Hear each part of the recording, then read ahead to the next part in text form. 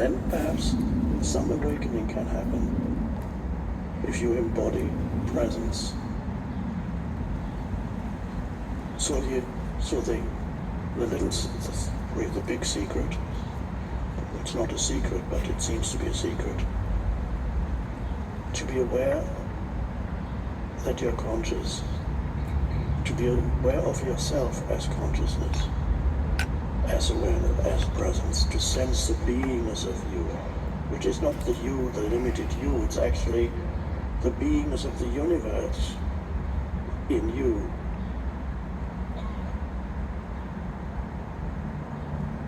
That's an amazing, the awakening of this transcendent dimension to who you are. So in English, we don't have a word that applies to both men and women. I don't know if in Swedish, in German you have the word Mensch, which means it's man and woman. But the English language doesn't have that. So you have to say human being, and that's great. I like that because I realize that points to the two dimensions that constitute your reality. You are a human, undoubtedly, which means you have a past, you have mental emotional conditioning that makes up the person, or the ego, the personality. You have a life situation, you are a human, and you have your desires as a human, you have your goals, and so on, all the things that you experience as a human, right? Okay. But what about being? The being dimension is overlooked by most humans. They are lost in their human nature.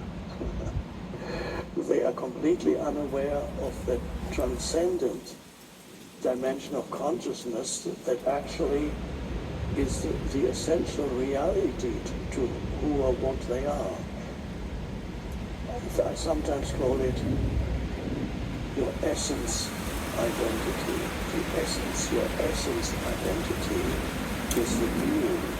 The being is timeless. The being is consciousness itself.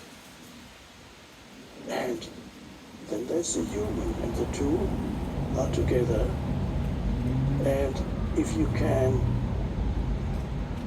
awaken to the beingness of you, then of course you continue to be a human until you are no longer, until the body dissolves.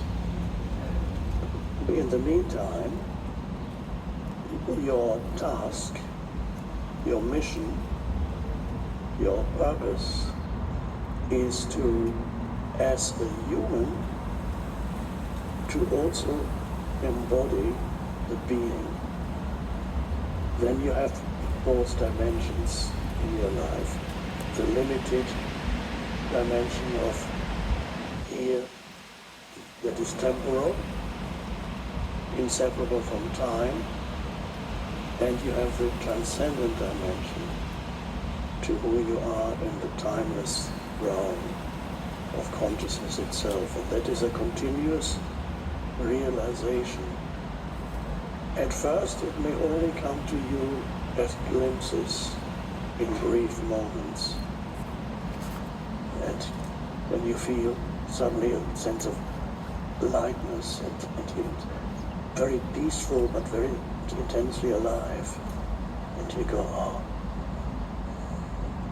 And you may realize you're not thinking in those moments. Thinking has subsided, but you haven't fallen asleep. You're awake. And then you may remember those moments that this was so wonderful. Sometimes it happens when you go into nature. If you can really be there, nature can help you in your awakening. If you can really be there with all the senses and be aware of the awareness itself when you're out there in nature. And sometimes it can happen to some humans almost accidentally. They're out and they're climbing a mountain, or they're swimming, or somewhere in nature, and suddenly the person subsides, there's just an awareness around this, and they go, oh, oh. And they think it's been caused by the beauty that they see, but it's not really that, it's being caused by the cessation of thinking.